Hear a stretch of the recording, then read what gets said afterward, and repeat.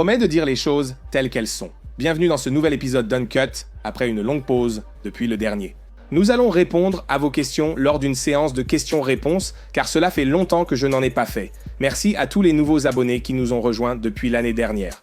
Cette fois, je viens d'atteindre 100 000 et me voilà maintenant. C'est grâce à vous qui venez sur ma chaîne, vous abonner et montrer votre soutien. J'apprécie vraiment cela. Je vais juste faire une séance de questions-réponses pour que nous puissions voir un peu si vous êtes nouveau. Vous ne m'avez probablement pas vu faire grand-chose en dehors de l'entraînement. Plongeons en profondeur. Je serai transparent et vulnérable. Je viens de Manque 3, 1-3, Johnny. Je dis les choses telles quelles. Depuis que je suis enfant, j'ai cette mentalité que plus de temps à la salle de sport équivaut à des résultats, même si je me suis prouvé à moi-même que ce n'est pas nécessaire ou vrai. Comment changer cette mentalité? Peut-être consulter un thérapeute. Il est important de se baser sur les faits, n'est-ce pas? Tu as seulement mentionné les thérapeutes. Ils ont été bénéfiques pour ma santé mentale et mon développement personnel. Il y a quelque chose sur lequel je dois vraiment me concentrer, c'est les faits plutôt que les jugements. Tu vois? Les jugements et les faits. C'est comme ça qu'ils diffèrent. Je m'appelle Johnny Shreve. C'est un fait. Dire que Johnny a l'air en colère est un jugement, pas un fait. Mon visage pourrait être neutre, perplexe ou même heureux. Je ne souris simplement pas. De nombreuses autres raisons pourraient expliquer cela, qui diffèrent de ce que vous pensez, car ce n'est pas un fait. C'est une remarque très simple, vous voyez?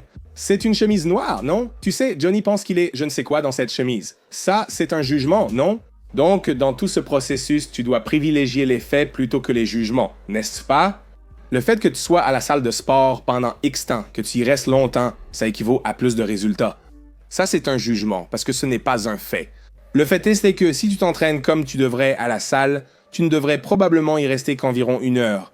Voici comment ça marche. Si tu fais 20 séries d'exercices vraiment intenses en une seule séance d'entraînement, un jour tu fais 20 séries intenses. Tu arrives à, 2 ou 3 répétitions avant l'échec, n'est-ce pas? 20 séries intenses, d'accord? Cette série te dure à peu près, imaginons qu'elle dure 1 minute, parce qu'on va l'allonger et la faire durer. C'est une série d'1 minute avec beaucoup de malades. Disons que tu te reposes 2 minutes entre chaque série pour permettre à tes muscles de récupérer. Cela fait un total de 3 minutes par série pour ton entraînement. Ça veut dire que tu es à la salle pendant 60 minutes, 20 séries intenses pour 60 minutes si tu es à la salle pendant 3 heures. Qu'est-ce que tu fais en ce moment? À ce stade, tu perds juste ton temps parce que maintenant tu es à la salle à faire des choses qui n'ont aucun sens, qui n'auront aucun sens. Mais tout ça, ce sont juste des jugements et des idées préconçues. Ensuite, tu te dis, si je reste plus longtemps ici, je vais prendre plus de muscles, mais non. Si tu es hors de la salle pour récupérer, les heures supplémentaires d'entraînement empiètent sur le temps nécessaire à ta récupération. Quand on y réfléchit vraiment et qu'on réalise à quel point ce genre de mentalité est absurde, c'est contre-intuitif. Et tu persistes à agir ainsi, alors tu dois sérieusement y réfléchir. C'est comme, hey mec, si tu sais constamment que ce que tu fais n'est pas optimal, c'est peut-être quelque chose dont tu devrais parler à quelqu'un.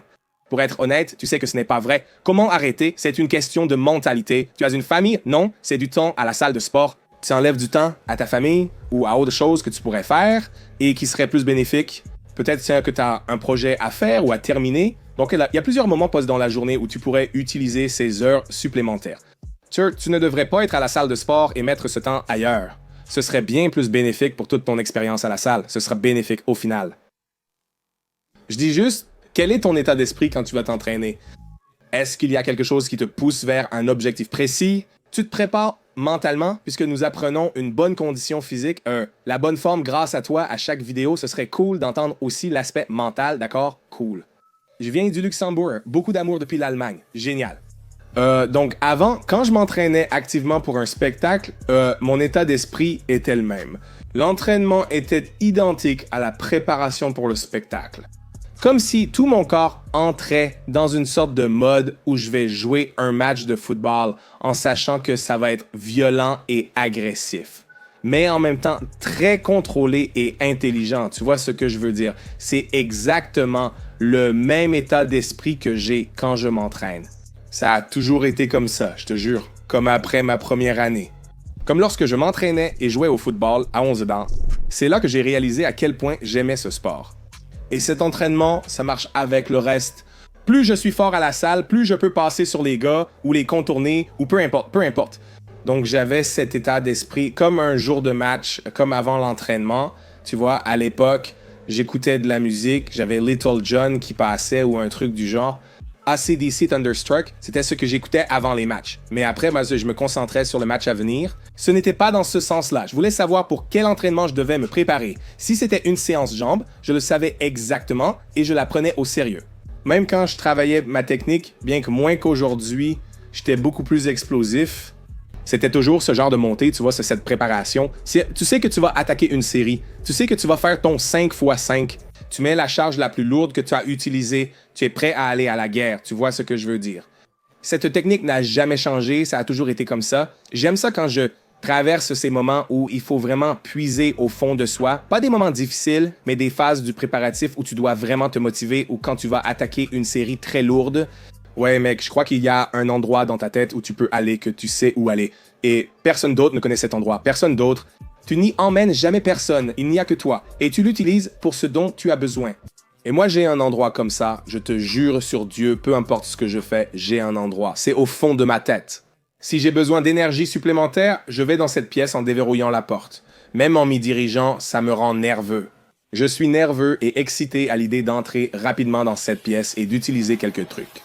Et puis c'est juste, tu sais, bref. Donc oui, c'est sûr de nos jours, c'est comme, tu sais, je ne suis plus aussi mentalement agressif, tu vois.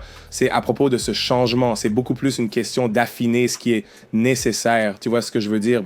Donc j'apprécie vraiment une longue série difficile où ça fait vraiment, vraiment mal. Comme dans mon muscle, tu vois ce que je veux dire? Comme mon muscle, comme ma poitrine ou mon corps ou quelque chose comme ça. Cette sensation de brûlure que vous ressentez, c'est comme la congestion. J'aime vraiment cette sensation. C'est aussi satisfaisant pour moi que d'éjaculer. Je veux dire, c'est génial, non? J'adore vraiment cette sensation dans les ischio-jambiers. Ouais, c'est dingue. J'adore ça, non?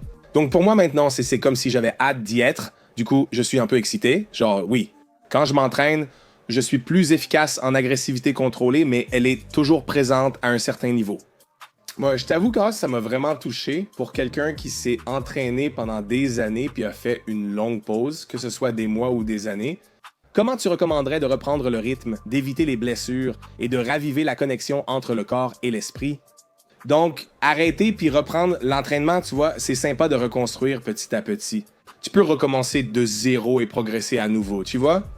Ton corps se rappellera rapidement comment il s'entraînait avant, tu vois? Mais pour ce qui est de la charge, je regarderai ton approche, tu vois, et je prendrai la même approche que pour quelqu'un qui vient juste de finir une compétition. Tu sais, les calories sont basses, ils s'entraînent moins intensément que les semaines précédentes.